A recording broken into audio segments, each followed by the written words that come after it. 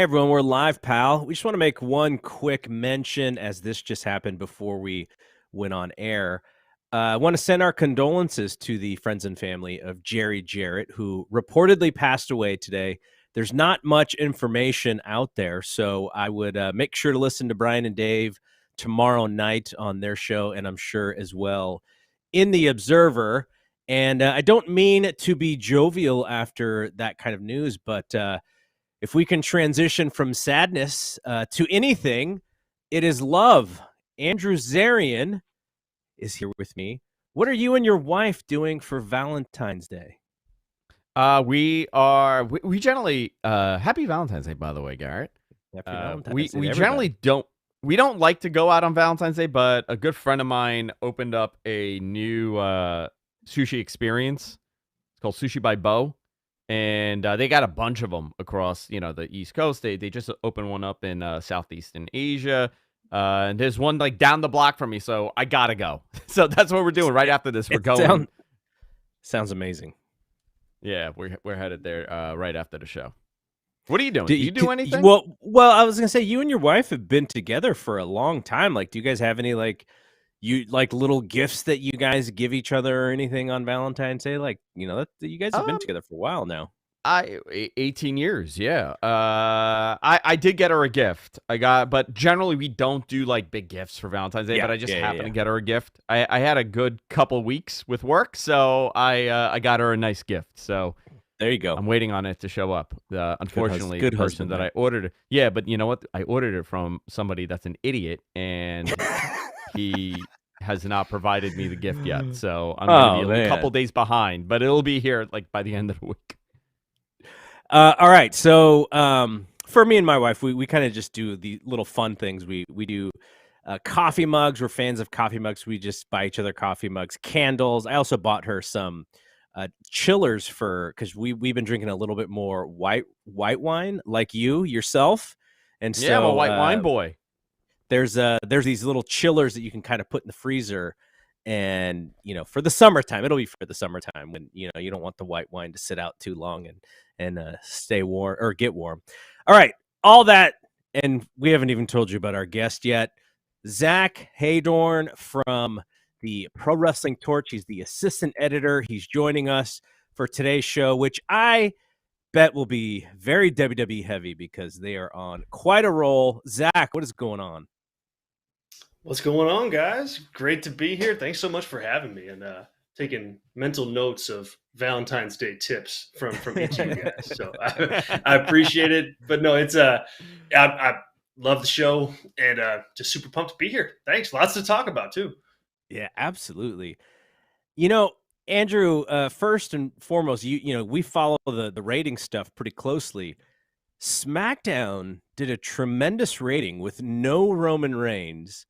And based off of this storyline with Sami and Jay, and they do a giant rating. We come back to Raw, and Sami and Cody have a great segment. And I'm very interested to see what the Raw number is going to be. It's probably out there already. We'll probably have it. It'll be out in like 30 minutes. Yeah, we'll have it as we do the show. But you and I haven't talked since Royal Rumble. We had a couple of weeks off. But where are you with WWE right now? Things just seem to be really popping as we get closer to WrestleMania here. Yeah, this is I know a lot of people are just so anti WWE, and I get that.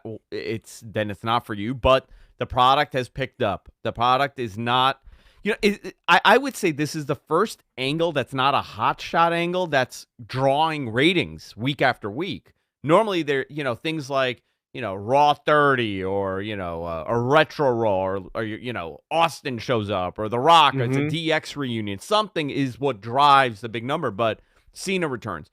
But now, they're noticing that main event on SmackDown had what, 2.8 million? Yeah, it's crazy.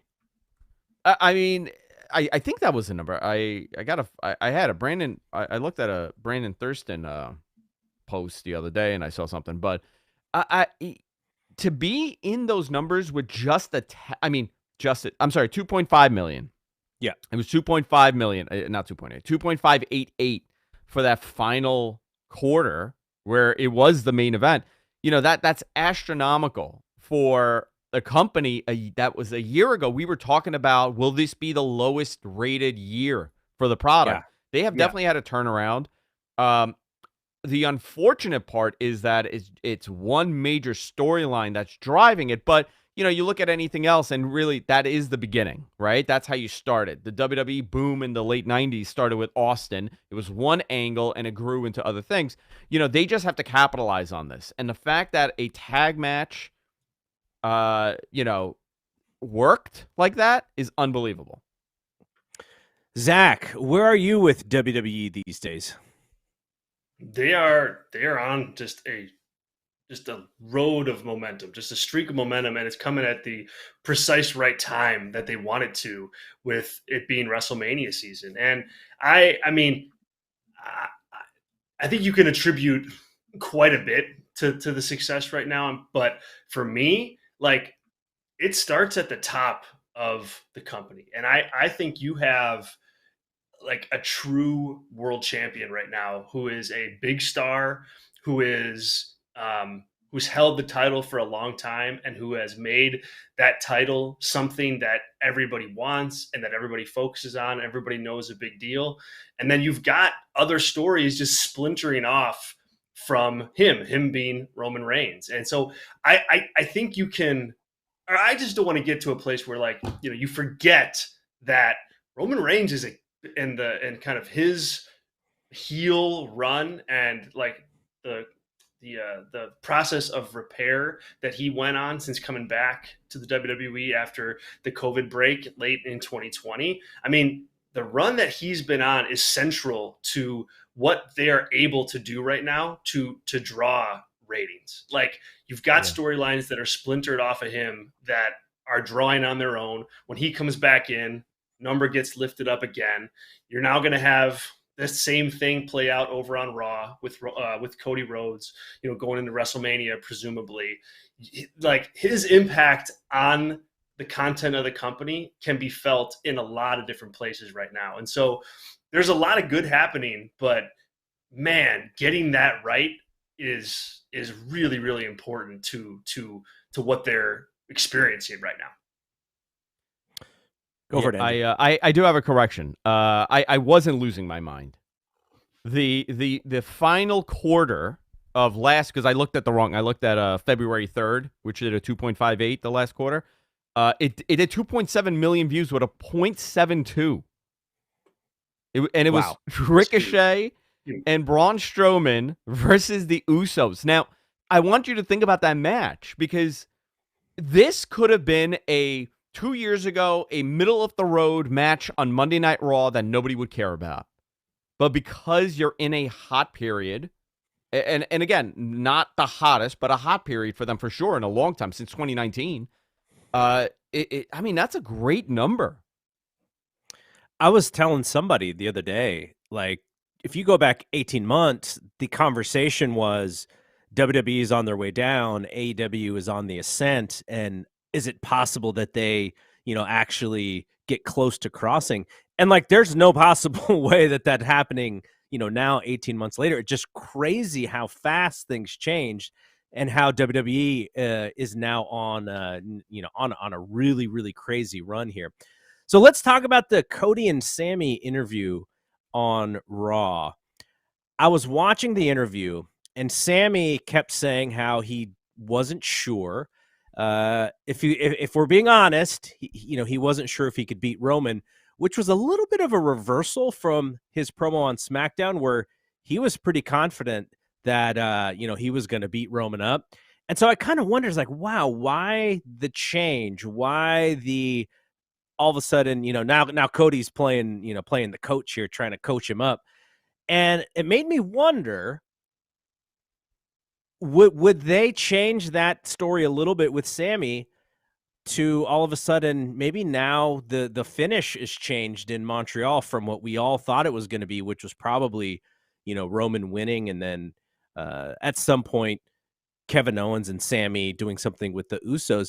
Andrew, do you sense that anything is changing here? Because I thought that was a little bit of a tone shift in the interview, and I thought, if the babyface is not 100% confident, does that mean that he may win? Like, I was kind of confused at that whole thing, but I was just kind of interested in what you thought about that interview yesterday.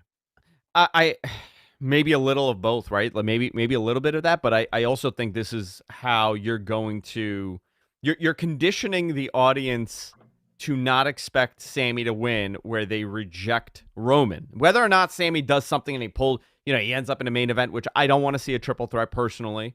I'm sure they could figure out a way to make it work and people will be happy, but I don't want to see that. I think this should be a singles match. I think this should be a match that highlights Cody if you're trying to create that next top guy, which he already is a top guy, but to solidify him in a Roman type spot. Whether or not it's going to work, I don't know, but you got to at least go through with it. I see this more of, hey, we're telling you Sami is not the guy to beat Roman. He may come close. We want him to come close. And this is Cody saying, like, hey, listen, I want to see you in that main event with me. I don't want to see you next week. I want to see you at WrestleMania, which, I mean, it's babyfacing him for sure. And it's I don't know if it's going to prevent a rejection of Cody if that does happen, but I think this is their attempt at kind of appeasing some of those fans. Interesting. Very interesting. And by the way, I want us to all talk about what we think the creative will be in that finish, because that's like the giant question mark, right? Like, what happens at the end of that match? But before we get there, Zach, what did you think about that promo segment last night? It was a really, really good piece of business.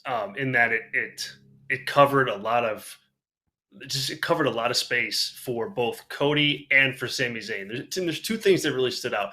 One is, I think Sami Zayn was able to do exactly what Andrew just said, kind of like almost temper expectations for him on the audience side. So you're not telling the world, hey, you're going to win the world title, only to not. You don't want your baby faces to do that. But, I think you saw Sami go through a little bit of a progression, and that's his character. I mean, he came out on Friday, spitting fire, had a couple more days to think about it, and then went, wait a minute, I've seen so much of how the Bloodline operates. I've been in there. I've been in the trenches. I've seen them, go to work and to keep that title on Roman Reigns. I've been a part of it.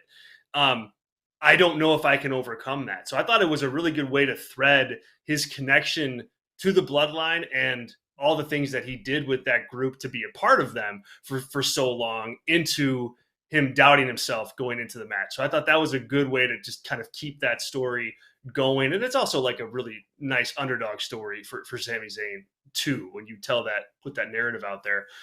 The other part is almost kind of like irrelevant to the actual story, but more so how they're handling the momentum and popularity of Sami Zayn. Like, I think in years past, when you've had a situation like this, where you get somebody that's hot who maybe the company doesn't want to be as hot, you see them run in different directions. All right, we're going to put, X person over here, and then we're going to put the other guy way over here, and we're not going to have them touch. They're completely separate.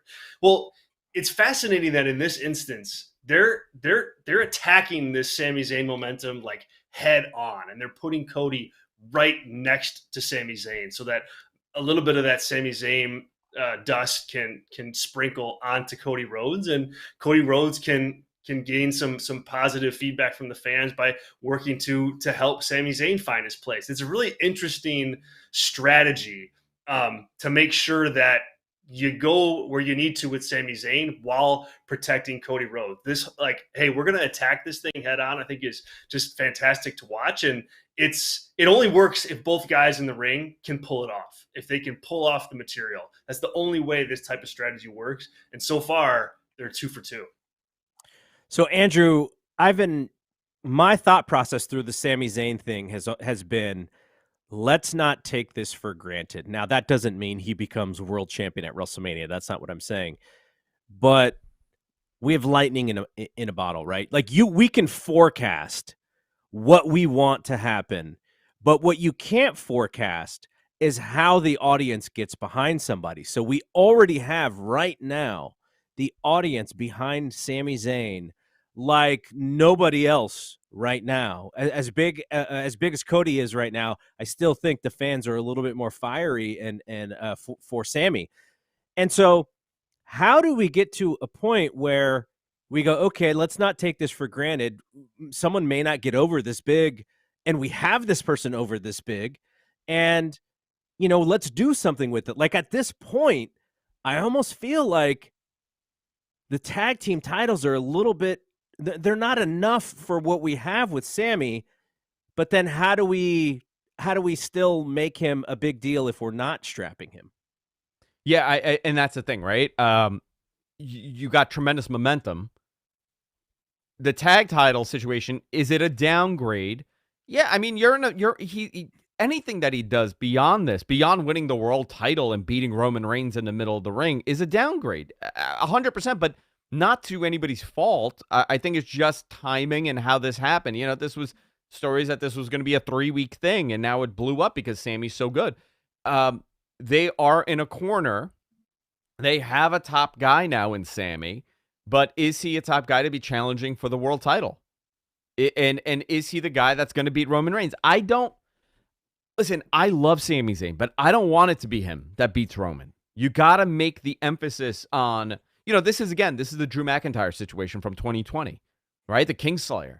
You had Brock Lesnar as the guy that was unbeatable. Here comes Drew McIntyre. Unfortunately, there's a global pandemic. That whole momentum is nothing now, and you have to start over. You don't get opportunities that often with this. But when it comes to Cody should be the guy if you're choosing a guy. Sami getting it, what would it do? I don't know. I really don't know what it would do for business or the storyline, or would people believe him as a world champion for the masses, not us, right? Not our viewership. I don't know the answer to that, but you do have a great match for SummerSlam if you want to do Cody and Sami. You have a great program where he gets his opportunity and maybe he comes close or maybe he wins. But I don't think he should be the guy that beats Roman. I think it should be somebody else.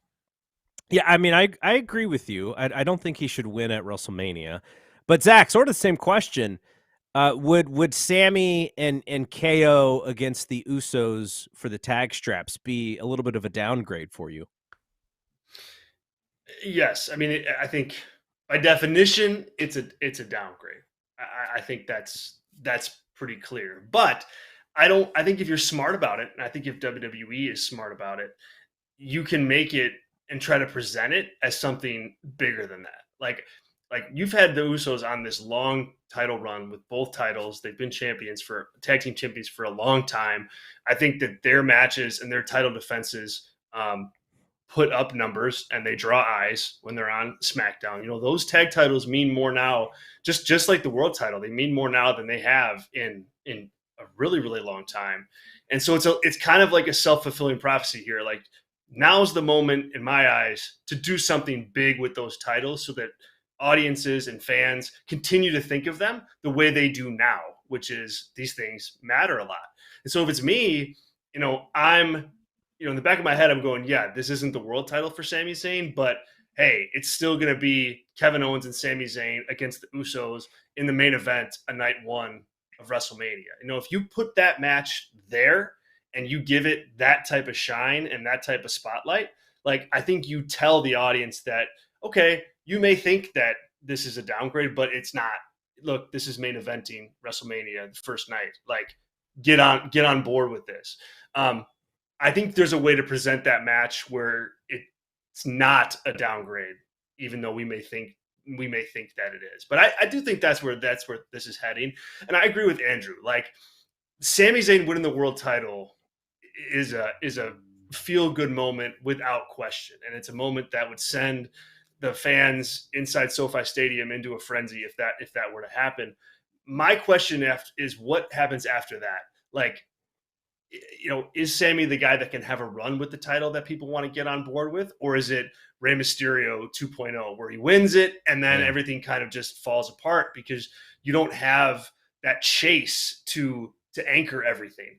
Or because Vince sabotages it. Well, right. Or because Vince sabotages it. But my point is that I think that, like, long term, Cody gets more out of beating Roman Reigns at WrestleMania than Sami does. I don't think they can make a wrong call there, but I look at Cody Rhodes as, like, I think we could squeeze more out of him winning than we can Sami. And it's not an indictment on Sami Zayn, not by a long shot. He's going to have and deserves to be a major part of this year's WrestleMania. It'll just be in a little bit of a different way. All right. Next topic, and keep thinking, guys. We're going to get creative here when we talk about the Elimination Chamber, the pay-per-view. Okay, Andrew, what is going on with Becky and Bayley in this whole storyline? I feel that, Becky should probably have been in a bigger match for WrestleMania. I would have loved to see them redo Becky and Ronda. That seemed like it was going to be the case, and it is not the case.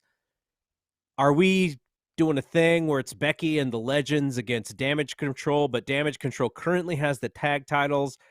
I don't understand. I don't like the storyline of where a major superstar doesn't really have a path. And it no seems viable like, path. And it just seems like it's like they do this storyline sometimes with the person who they don't have good creative for, and they kind of make it up as they go. But not Seth. Last year, Seth was a little bit different. But what's going on here with Becky and Bayley? Listen, sometimes you just, they do the Rumble, and then I'm assuming backstage, the Tumblr's still there, and they're drawing the number, and then one of them just says no viable path, and that's it. You got no viable path to WrestleMania. I think it's ridiculous, that they're like, oh, Becky Lynch, one of our biggest stars in the company over the last 5 years. I'm so sorry, you don't have a viable path here. It's another one of those things that they do. I don't know, her and Bayley? Is that what we're going to go to? Okay. It would seem like we just had the match in the cage, though. That would have been the blow off, right? Like, I don't know. You have any thoughts? Man, I'm buying a vowel just like you guys. Like I think this is like reminiscent of, John Cena WrestleMania 34, where he's not going to be at WrestleMania, even though obviously he's sitting in the crowd. WrestleMania, and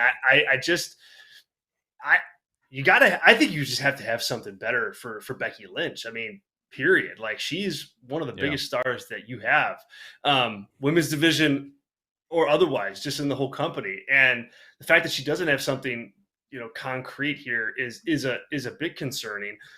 I'm of the mindset that maybe Becky is the one to like kind of figure out her way into the Raw Women's Championship match, and there's your triple threat. You get Bianca Belair against Becky Lynch against Rhea Ripley, and then you kind of have Damage Control take on like Lita and a group of legends, or something like that. Like, to me, I think that Becky Lynch needs more than just, I'm going to lead this group of legends. I mean, that's like low card, middle card stuff. And, she's just infinitely more valuable than that. So I see her like on this journey of, I'm fighting my way into that title match. Which is ironic because the last time she was she had the singles match that was invaded by somebody trying to get the third spot to make it a triple threat. But I think that's where this goes. She's still wrestling for the title at WrestleMania. Yeah. Hopefully they have something up their sleeve for her. Though, you said the Legends thing would be a little bit of a step down. If you put Trish and Lita in a match together, you can make it really fun, and it's more of a celebration of women stars and Becky and Trish and Lita, the women stars of yesteryear versus the woman babyface star of today. You can probably make it fun, but it does seem a little bit less important than some of the other stuff that's going on. So, yeah. All right. I wanted to talk about the Elimination Chamber, and I was kind of interested. Outside of Roman and Sami, I find the two chambers to be kind of like, I don't know, not that they're unimportant, but you have the U.S. title and you have the number one contender title, number one contender on Raw match in the chambers, and I don't know. It just seems like they are the secondary matches on this pay-per-view to Roman and Sami, which I don't know what you could do in the chamber to make it feel equal to, but man, I don't know if I've ever felt less excited for chamber matches than this year. Andrew, what do you think about that? Yeah, I mean, normally the chamber match means something for WrestleMania for a title shot. They've had two, they've always had it split. Now it's not. So obviously it's going to feel less important. But I guess it doesn't matter because of how hot the Roman Sami stuff is. When you have it already and you have the eyeballs and you know what the expectation is, why are you going to give more? And I when I spoke to someone over there, that always seems to be the mentality where, like, listen, we got it going. Like, even for WrestleMania, do we need The Rock? We sold out already. We don't need The Rock. Yeah, you kind of always need The Rock. But I think for Chamber, you got a really big, I mean, that building is going to explode when Sami comes out. No question about it. And that's all people are going to wait for. So anything that you do is always going to be secondary at this point. Do you guys have any predictions for the winners of these chamber? And do we think Asuka's gonna win that chamber? I do. I think it up now. She is. I think she will, just because kind of by process of elimination. Like I don't see anybody else in that match that's gonna go on and have that match. And Asuka, Liv Morgan, Nikki Cross, Raquel, Natalya, and Carmella. And it was so weird because on Raw in that main event they did the thing where Bianca press slammed who was it, Io, and she threw them on all of the women and they all just went down like a bowling ball. And I was like, wait, how are we promoting this chamber match here by these women, including Raquel, who's like supposed to be this strong, really strong and big woman, and she just falls just like the rest of them. I thought that was kind of poor. There's only 5 matches announced, right? Yes, because those chamber matches are at least a half an hour, right? Yeah, great. I love it. Yeah. But look at this card, right? Bobby Lashley, Brock Lesnar, obviously attraction match, 2 big giant men from the planet of rocks. Theoretically made out of muscle. Theoretically, the 2 chamber matches are the least important matches. Yes, on that card, I know, right? I know. You got Edge and Beth Phoenix in Canada, in Montreal. You got Edge. I mean, they're going to be psyched for that match against Judgment Day. Roman, Sami Zayn, you don't even need to talk about. And Bobby Lashley, Brock Lesnar. Listen, they don't need to do anything other than suplexes, and people are going to be into it because it's an attraction. You're going to see these 2 giants, monster people fighting each other. The women's Elimination Chamber match is more important than the men's, obviously, here. I'm not very much vested in the U.S. title at all. They haven't really done a great job at it. I think the biggest story would be what happens with Seth Rollins. If something happens where Seth, Logan Paul comes in and interrupts and costs them or something, and then you have a program there. I think that's probably the attraction here, is what goes on with Seth in this match. Sure. Absolutely. So what go for it. I was to say, I think both chamber matches have kind of suffered from, just on paper being not as important as other things on the show. We've talked about that. But the other thing I think they suffer from is, like, they haven't been given the time to really, we haven't heard much about the chamber at all. Like, it's supposed to be this, like, devastating match that takes years off careers and all that jazz. Yeah. And we just haven't heard the competitors in the matches talking about it. We haven't heard them talk much about the stakes either. We got a little bit from Liv Morgan, yesterday in a quick backstage video thing before she walked out to the ring. But we haven't heard them talk about just what this being in the match and winning the match means to them either. So I don't think they've framed it up, very well. Even if it is going to play second fiddle to the main event. The last thing I'll say is it's interesting. When they announced that the United States Championship was going to be defended in Elimination Chamber, I was like, wow, like, this is good for that title. Like, if they're going to keep the world titles together for the foreseeable future, it's good to present the U.S. title in this way. So it was like thumbs up there, but then they didn't give it any time to promote. Like, you've got a couple run-in segments and that's about it. So I think they put a lot of the eggs in the Sami Zayn Roman basket and elsewhere. and these the chamber matches are kind of left to fend for themselves. And to your point, the Seth Rollins and Miz interview segment was not really about the chamber that much. It was Right. more so about the Logan Paul thing.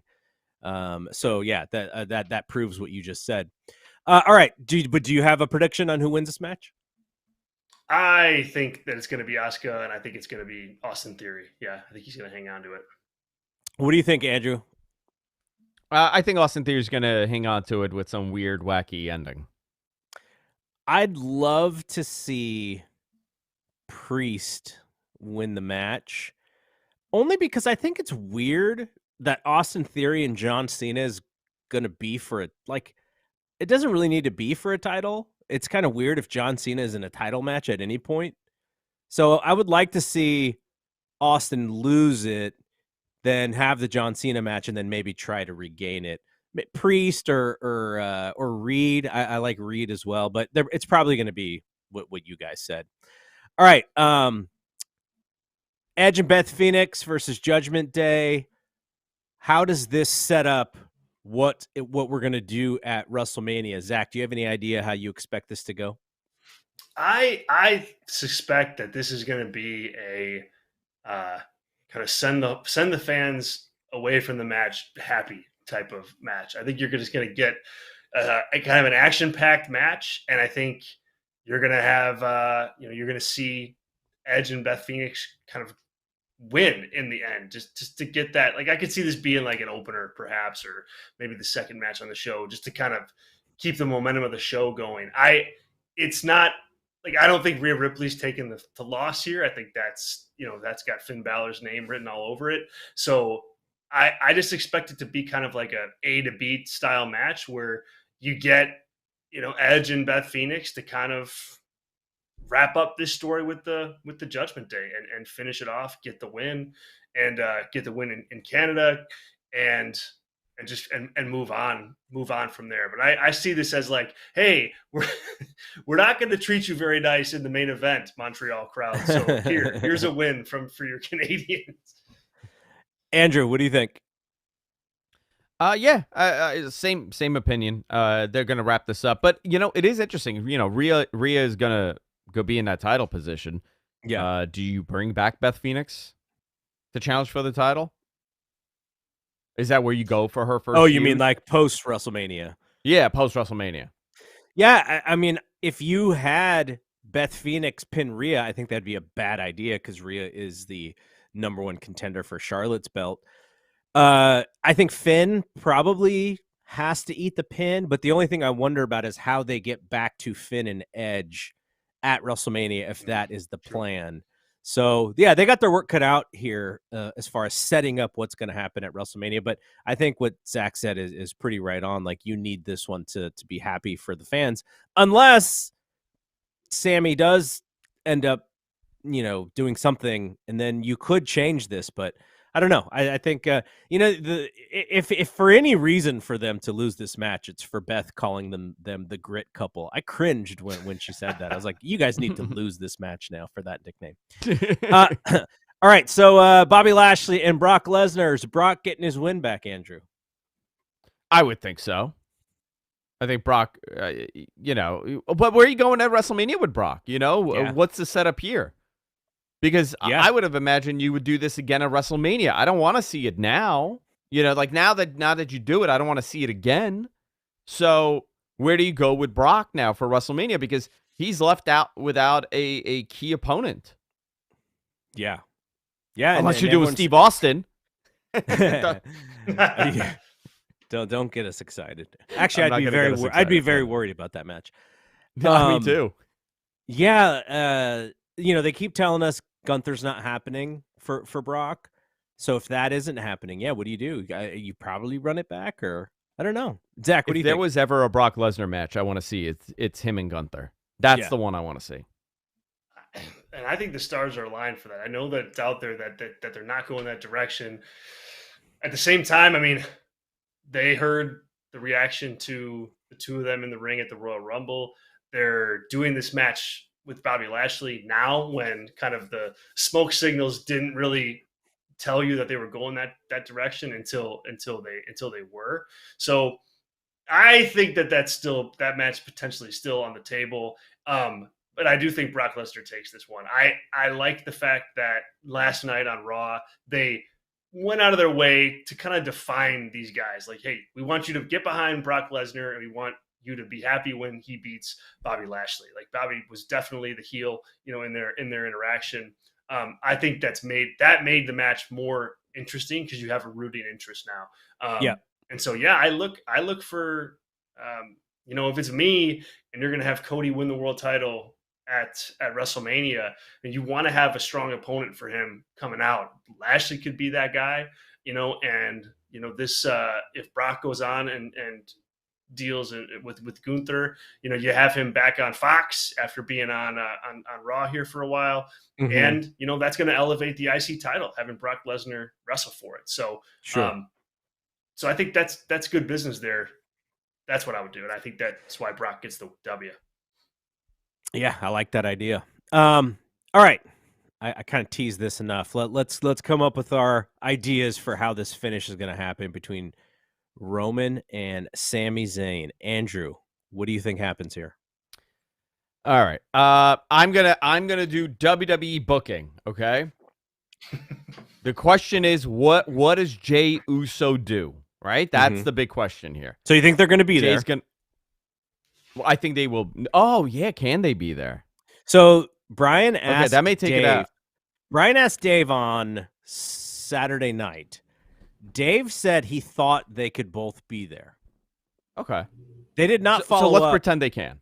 Yeah, they didn't follow up last night, so I don't know anything more than that, but that's what Dave Let's said. say they're there, right? Or maybe Jay doesn't even need to be involved, but let's put in Jay. Jey Uso comes out, big beatdown on Sammy. Here comes Kevin for the save. Kevin, big beatdown on Kevin. Here comes Jay. Jay's, everything pauses. What happens? Here comes Jay and boom, attacks Sammy, reunites with the Bloodline. Everything is fine there. And here comes Cody for the save, runs them all off, does something to, hits him with a crossroads to Roman. And that's how it ends with Sammy, Cody, and Kevin in the ring at the end of the pay-per-view, and that's how it ends. Wait, I would say that Sammy would be the pin in this scenario. No, Sammy loses. Okay, so Sammy loses. Yeah, he gets pinned, but it becomes a big beatdown, or maybe it becomes a no contest. What are the rules to this match? Yeah, what happens? It's a normal match, I think. It's a normal match, so you could do something wacky where people are booing and they're mad and they're angry at Roman, and you're just going to get their emotions up and down with every time the music hits or every time someone makes a save. But at the end of the day, whatever you do, you cannot affect Cody. You cannot affect him negatively here, right? It can't be that Sammy was robbed, or it came so close that people were so disappointed that Sammy didn't win. You have to do it right by Cody, and I think the way that you do it, and now, by the way, now you've set up all those 3-on-3 matches, right, for the next X amount of weeks until WrestleMania. I mean, you could literally do that 6-man at WrestleMania Backlash if you wanted. You could do that 6-man at I don't. Is Roman going away for a little bit after Mania? That's my question. A good question. And so my theory is that he's going to go away, but let's hear what Zach thinks. Man, I wish I could deliver something else to the listeners here, but I agree. I think it's going to go down exactly that way. The only nugget that you could throw in, and I don't think this would be a positive one, because it leaves, as you said, Andrew, it leaves that kind of carrot out there that Sammy wasn't, beat fairly, is you could have Jay actually cost Sammy the match and have that kind of personal rivalry get sowed even deeper.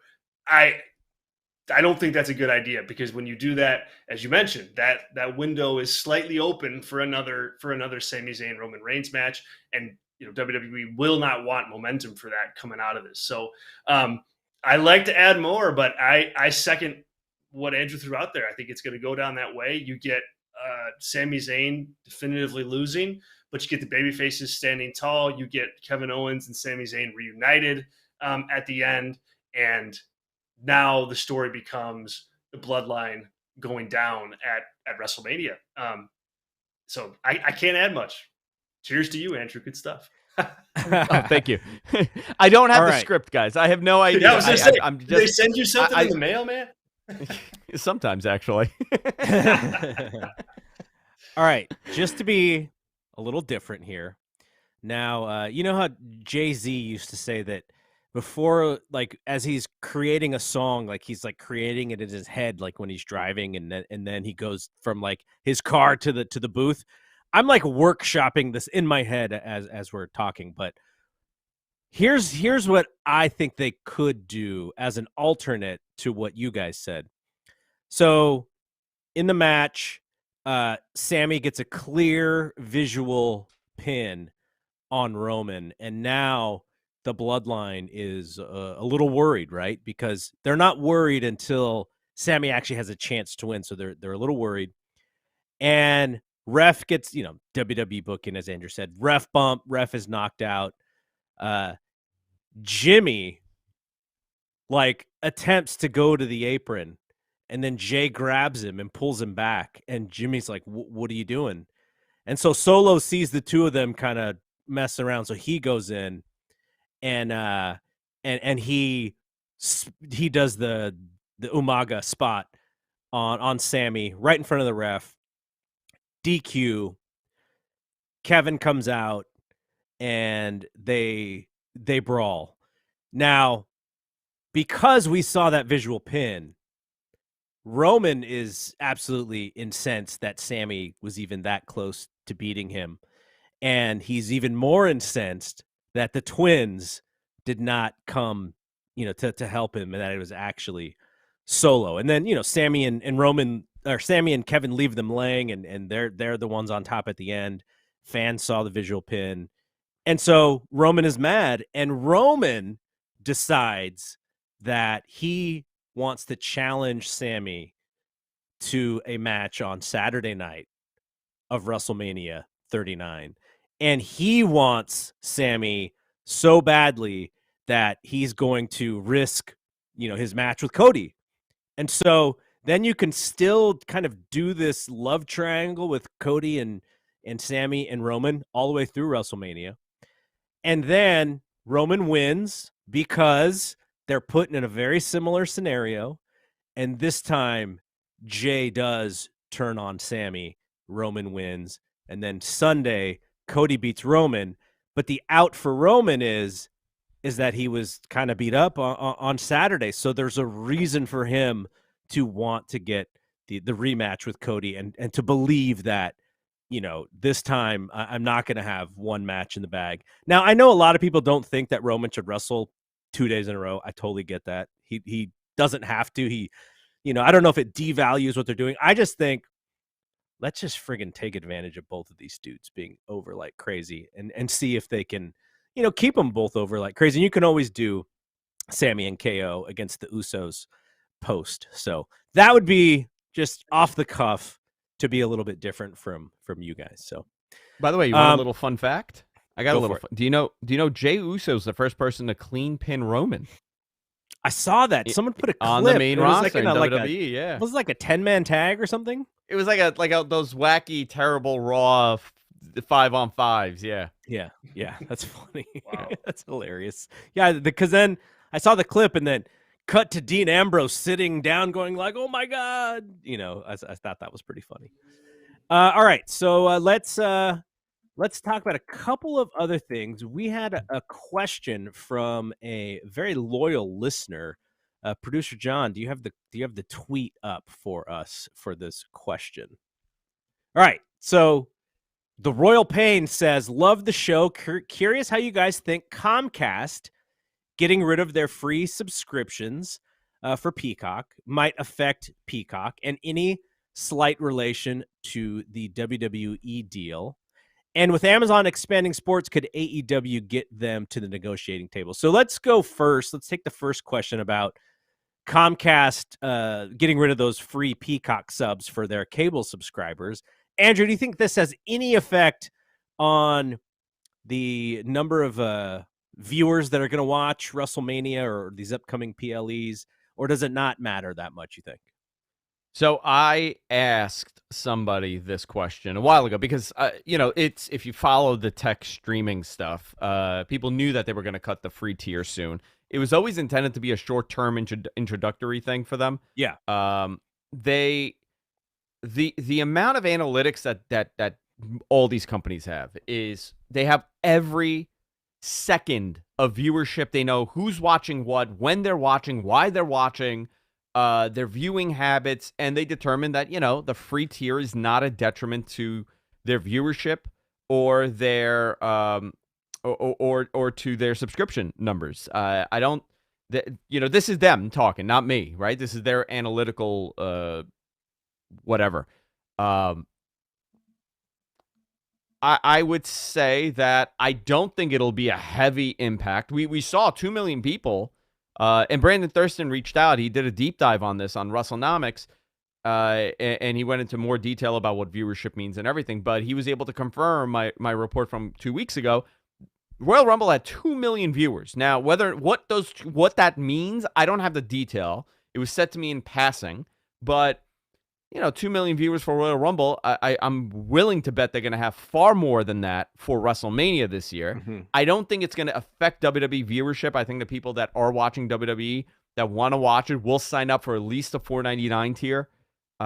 Most people that I know that have Peacock pay for it. I don't know anybody that accesses it, through a cable provider like Comcast. Not that that's not a percentage of their following or their subscription base, but most people that I know are paying for it. A lot of people don't even know that it comes for free with your cable provider. My mother-in-law had no clue. My mother-in-law has Comcast, and she signed up for it. And I told her, I was like, "Listen, you could get it for free." I pay $9.99. I don't want commercials. Yeah, me too. So me too. They've done the numbers. They've done the analysis. They know what it is. As far as AEW, what was the second part to that question? Well, before we get to that, I'll ask you. I'll repeat it. All but right. Is that your number? Is that households or is that viewers for Royal Rumble? I would say that would So be. I don't know. The reason I don't want to make an assumption. Yeah. The reason I ask is because I think we had 6 people watching. I would say it's stream, right? I guess that's how you would do it. Listen, maybe they're assuming there's 1.3 people per household that are watching, whatever the Nielsen I feel like analytics are. Got to be way more for like a big show like that. Yeah, 2 million streams, 2 million. They said stream sounds. That was the word. Really good, because if you 2 to 3 viewers for every household, then the number of eyeballs really picks up. Because think about how pay-per-view used to do it. It used to be buys, right? So it's how many buys, and you get 1 million buys, but there was 5 people per household watching these shows back then. So you would actually. I'll tell you this. When they debuted on Fox, and I was asking about the numbers because I knew someone that was very, in deep diving into the numbers. I was always told, like, okay, you see that rating of, let's say, like 2 million people watch. 2 million people did not watch. More than 2 million people did watch. Way more than 2 million people. And that actual number is more like 5 million people that have watched the product. So, it depends on who's telling the story. I say this all the time. I can look at the analytics, which I do all freaking day long. And depending on the client and what they want me to tell them, what that data means, I could do it. I can make that 2 million look great, or I can make it look terrible, depending on what you want it to mean.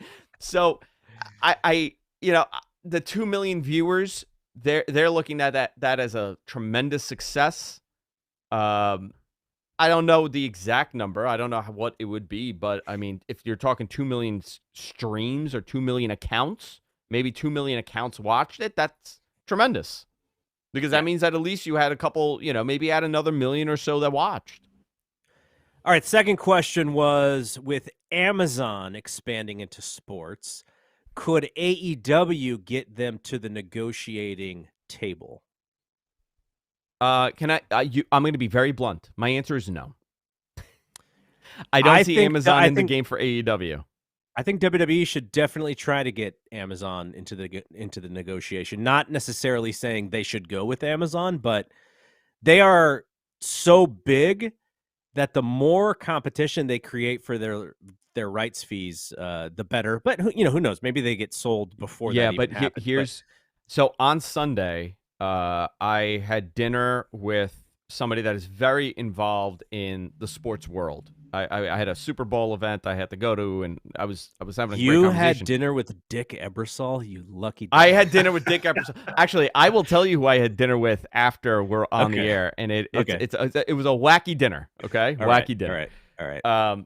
But they, I brought up streaming, and I found this so interesting. He said, streaming is the obvious future. Next 5 to 10 years, 100%, it's going to be way more streaming. However, the fear from everybody, including the NFL and MLB, is that it's going to expose their ass as far as what viewership means for advertising. Yeah. The actual viewership versus actual ad revenue that comes in. Mm-hmm. And everybody is very afraid that they're going to get exposed. NHL streaming, they have their own numbers. MLB Network has been around for a long time. They know what the actual viewership is. They know what the metrics are. And everybody that I've spoken to, they want that. They want that money from Amazon. They want that money from Apple. However, what does it mean for actual when it's ad driven? I think they're all a little afraid because linear programming like network television, you don't have that hard data that you can with digital. Yep. When you're sitting down and I'm watching on Amazon, Amazon knows my age. They know what I bought last. They know what I'm into. They know my target demo, and they will present the ads that target me. And if I'm not buying, that means their product is not worth what I'm paying. Mm-hmm. And everybody's afraid of that. Now, we're 5 to 10 years away, so everything changes quickly. I lived in this space with digital ads. Suncast, our John, our producer, he has been there with me for 15 years with ad sales for digital. He knows the struggle with the actual, deliverability versus what you're actually getting. That is the big question here with digital streaming. So I don't think WWE is, right now, I don't think I think it would expose WWE, and I think for AEW as well, I don't think it's a positive. But I will say AEW's relationship right now with Turner is fantastic. So I don't see them getting in bed with anybody else. Yeah, that makes sense. That makes a lot of sense. Okay, we only have a few minutes here because Zach knows, we get a strongly worded DM on Twitter from Lance Storm if we get close to the end here and we're not done. All right, just real quick, I wanted to mention I created a Discord for Fight Game Media, and I threw a We're Live Pal channel in there. So if people who are watching this show or listening to this on the podcast version, you want to shoot me an email, gg@fightgamemedia.com. You have an invite, and I will send it to you so you can come join us in the Discord. From what I understand, and Little Birdie told me that Andrew Zarian isn't too fond of Discord, but I will be in there, and maybe we can get Andrew to come through at once. Not that I'm not fond of Discord. I just I forget that it exists. Yes. Let me just say that. you if you don't keep the notifications going, which can kind of be a lot because you just get notifications filled up, then yeah, you could probably even forget that it's there. But anyway, that is for the listeners of this show. Just shoot me an email. All right, last couple things here. Battle in the Valley is the New Japan San Jose show. I will be there, so we will have some, a live report on We're Live Pal next week. But I wanted to note, Eddie Kingston is going to be on Wrestling Observer Live with Brian Alvarez on Thursday, and then Jay White is going to be on Wrestling Observer Live with Brian Alvarez on Friday. So lots of Battle in the Valley coverage on this website. So check that out. Last thing, quickly talk about Dynamite. I didn't want to go an entire show without mentioning AEW. Also, a little bit of a programming note. John LaRocca and I we're not going to be after Dynamite anymore from here on out. We're going to be on Thursday, just makes it easier on our schedule. So the Fight Game podcast won't be on after Dynamite. It'll be the next day. But quickly, here are our matches, and I want both of your thoughts on your interest in this show. Here's the matches. Texas Tornado match, Jon Moxley and Claudio Castagnoli against Rush and Preston Vance. Mark Briscoe versus Josh Woods, Tony Storm versus Ruby Soho versus Britt Baker, Hangman Page against Kip Sabian, Brian Cage versus Jungle Boy, Orange Cassidy, The Acclaimed, and Billy Gunn versus Jeff Jarrett, Jay Lethal, Satnam Singh, and Sanjay Dutt. MJF is contractually obligated to appear.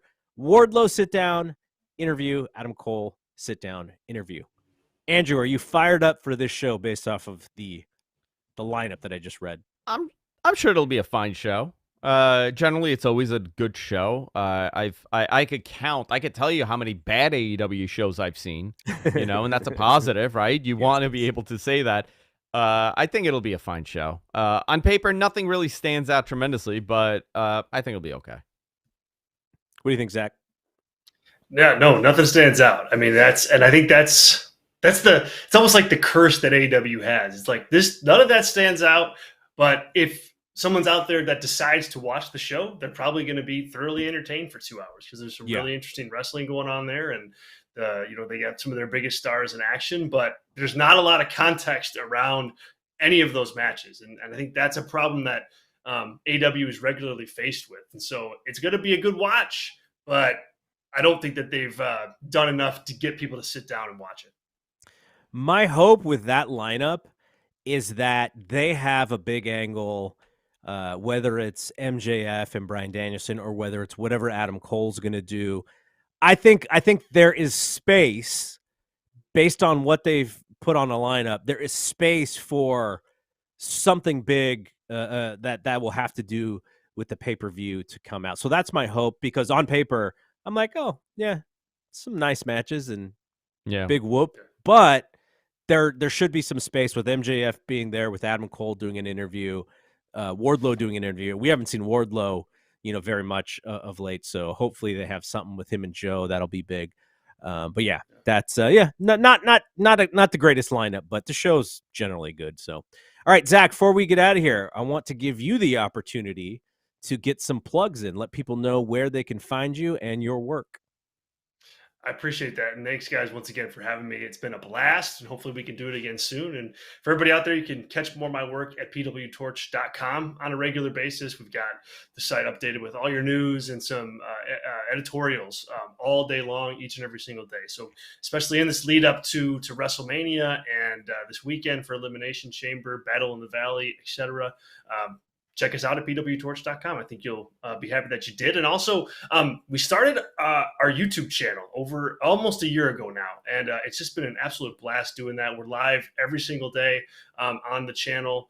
So check us out. Subscribe to the Torch YouTube channel. Just search PW Torch on YouTube, and you'll find it. Again, we're live at around 5 Eastern every single day of the week, Monday through Friday. So you get kind of your Torch-style coverage, just with a couple new faces and on YouTube. So go ahead and do that. And then while you're at it, follow me on Twitter at @ZHaydornTorch. Thank you so much, guys. It's been a blast. They're live, pal. There you go. All right, Andrew, a lot of fun. Yes, so thanks to Zach. Thanks to Andrew, as always. I'm Double G. We will see you when we see you. Peace out.